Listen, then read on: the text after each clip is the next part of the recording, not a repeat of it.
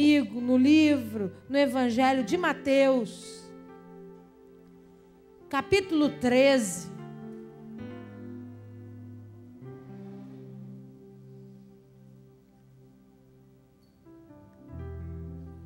Livro de Mateus, capítulo 13, versículo 31 e 32.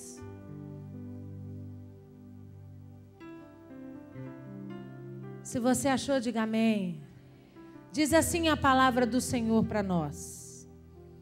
Outra parábola lhe propôs, dizendo: o reino dos céus é semelhante a um grão de mostarda, que um homem tomou e plantou no seu campo, o qual é, na verdade, a menor de todas as sementes, e crescida é a maior do que todas as hortaliças, e se faz árvore, de modo que as aves dos céus vêm aninhar-se nos seus ramos. Amém? Feche os seus olhos, abaixa a sua cabeça. Senhor, em nome de Jesus, essa é a tua poderosa palavra. Estamos aqui essa noite com o nosso coração ansioso, com expectativas dentro de nós do que o Senhor vai ministrar para os nossos corações. Por isso eu te peço, dá-nos a chave. Entrega-nos essa noite a chave do segredo. A chave que vai nos levar a um lugar maior. A chave que vai nos levar a um contato maior com o teu Espírito. Um momento e uma oportunidade de entender mais e ouvir mais a tua palavra, de discernir os caminhos, de ser alimentado pelos céus. Dá-nos a chave essa noite, que o Senhor venha falar profundamente aos nossos corações. É o que eu te peço, Senhor, na autoridade do nome de Jesus. Me coloco atrás da cruz de Cristo, a sombra do Onipotente, porque dependo de Ti, da Tua unção, do Teu poder, da Tua fala, Senhor. Ministra, fala conosco, em nome de Jesus. Amém. Aplauda o Senhor. Louvado seja Deus. Glória a Deus. Semana passada nós falamos de quê? Do trigo. O trigo foi o primeiro elemento de fé que nós ministramos. O trigo que traz a representação para nós de um posicionamento. O trigo que traz para nós a certeza de que Deus nos criou com um propósito. O trigo na Bíblia, o trigo na palavra de Deus, representa que nós nascemos dentro do coração de Deus com o propósito de crescer, com o propósito de multiplicar e principalmente com o propósito de fazer parte dos grandes sonhos, dos grandes projetos de Deus para mim e para você nessa terra. Se você não pôde estar conosco semana passada, procure ouvir a mensagem, para você entender a importância da palavra, toda vez que Jesus manifestava ela em comparação, a minha vida e a sua vida, em comparação com o trigo, ele estava querendo dizer: eu sei quem você é e sei o que eu tenho para você. Você não pode deixar esse primeiro elemento de lado, você precisa entender a respeito do trigo. E nós hoje vamos falar, o texto que nós lemos, você já sabe, nós vamos falar a respeito de quê? Do grão de mostarda. É o segundo elemento, você que está anotando, o segundo elemento, nós vamos falar a respeito do grão de mostarda. No Evangelho de Mateus, capítulo 13, o texto começa assim: outra parábola lhe propôs, dizendo: o reino dos céus, diga comigo, o reino dos céus. Aí continua: é semelhante a um grão de mostarda, que um homem tomou e plantou no seu campo, o qual é, na verdade, a menor de todas as sementes, e crescida é a maior do que todas as hortaliças, e se faz árvore, de modo que as aves do céu vêm aninhar-se nos seus ramos. O livro de Mateus, capítulo 13, Jesus faz mais uma parábola. Jesus estava pregando por parábolas já havia um certo tempo, porque dessa forma eles alcançavam a mensagem por completo. Em parábola ele podia mostrar, em parábolas ele podia apontar coisas que eram de costume, coisas que eram práticas da época, coisas que estavam perto dos seus olhos naturais. Os campos de trigo eram uma das maiores agriculturas da época. Foi muito fácil para Jesus explicar. Ele chegava pertinho dele e dizia: vocês são como o trigo. Apontava o trigo. E eles então podiam ver com os olhos a estrutura, o formato, as características, e entender então no profundo a mensagem. Hoje, no texto que nós lemos, foi a mesma coisa. Jesus estava falando a respeito do reino. Que reino Jesus estava falando? Reino dos céus. Na parábola de Mateus 13, Jesus estava falando a respeito do reino dos céus. E aí ele diz assim: o reino dos céus é semelhante a um grão de mostarda que um homem pega, planta. E quando ele planta no campo, ele cresce e se torna a maior de todas as hortaliças e se forma uma grande árvore, tão grande, tão frondosa, que os animais, as aves dos céus vêm voando, pousa nela, para encontrar nela descanso, para encontrar nela paz, para encontrar nela sombra. E aí ele mostra o cenário para os discípulos. Agora vai comigo em Marcos, capítulo 4.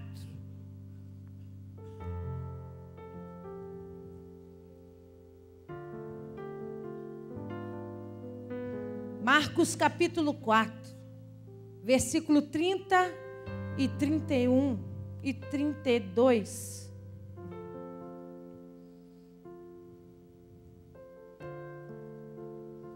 Um pouquinho mais para frente. Você achou? Diga amém. Diz assim: disse mais: aqui assemelharemos o reino de... Aqui assemelharemos o reino de... Ou com que parábolas o apresentaremos? Aí Jesus responde: é como um grão de mostarda, que quando semeado, é a menor de todas as sementes sobre a terra. Mas uma vez semeada, cresce e se torna a maior de todas as hortaliças, e deita grandes ramos a ponto das aves dos céus poderem aninhar-se à sua sombra. Então preste atenção aqui em mim. Os dois textos parecem ser iguais. Nos dois textos, Jesus dá o mesmo exemplo. Nos dois textos, Jesus fala a respeito do grão de mostarda. Nos dois textos, Jesus fala do processo do crescimento da mostarda. Nos dois textos, Jesus diz que quando ela é plantada, quando a semente é plantada, ela cresce e se torna a maior das hortaliças, e depois então uma enorme árvore onde os pássaros vêm e pousam. É ou não é? Só que existe uma grande diferença. No livro de Mateus capítulo 13, Jesus começa dizendo sobre o reino dos céus. E no texto do livro de Marcos, que nós lemos, Jesus fala a respeito do reino de Deus. Não é a mesma coisa, não se engane.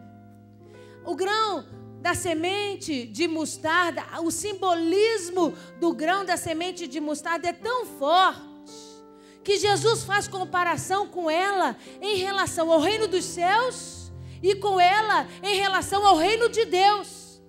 O que significa isso, pastor? Significa que a forma como é visto o crescimento do grão de mostarda representa, tem associação com o reino dos céus. O que é o reino dos céus? O reino dos céus é a manifestação da salvação de Deus, é a justificação de Deus da minha vida e da sua vida. Lembra que João Batista saía pelo deserto e dizia, ele falava uma frase famosa, eu vou começar, você termina. Ele dizia: arrependei-vos, porque é chegado o reino dos céus. Porque o reino dos céus é formado de salvação. O reino dos céus é formado de justificação.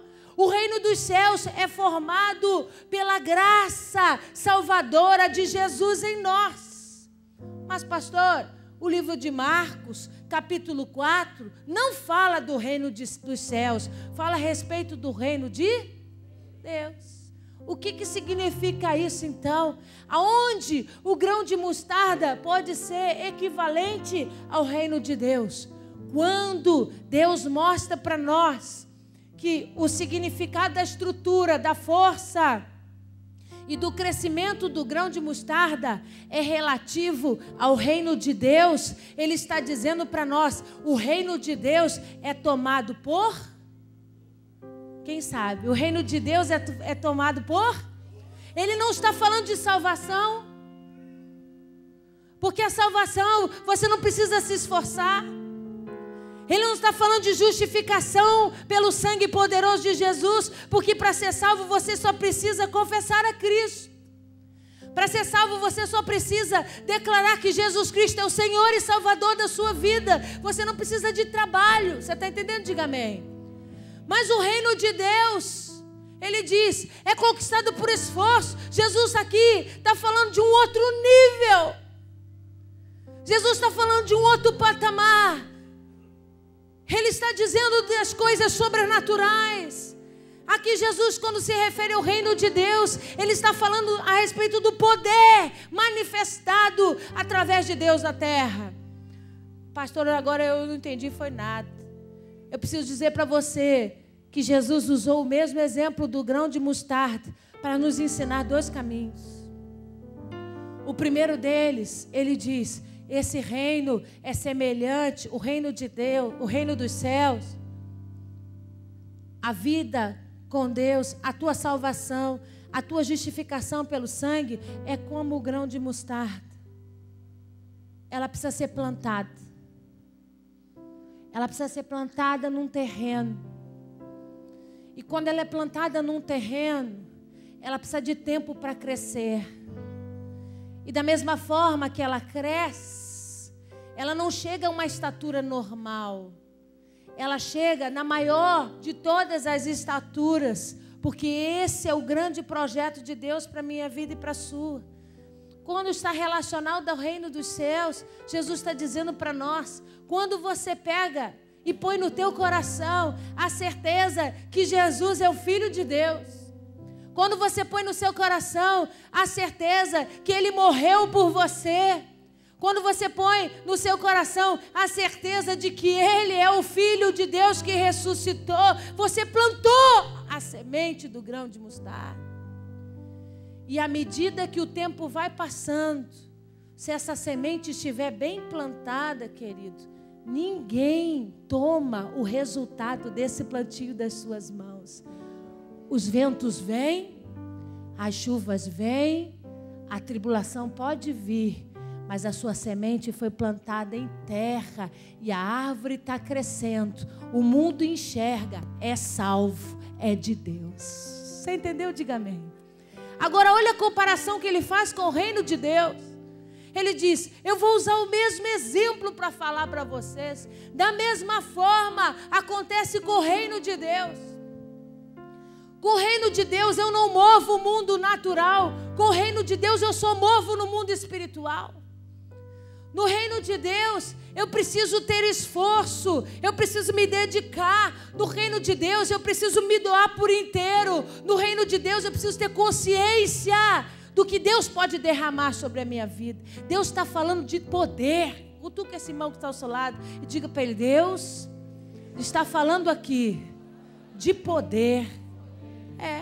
Poder manifestado. Aí ele diz assim, para você ter esse poder, você também precisa plantar a tua semente. Plantar essa semente num terreno e esperar o tempo que ela precisa para crescer. Esperar o tempo que ela precisa para se tornar a maior das hortaliças.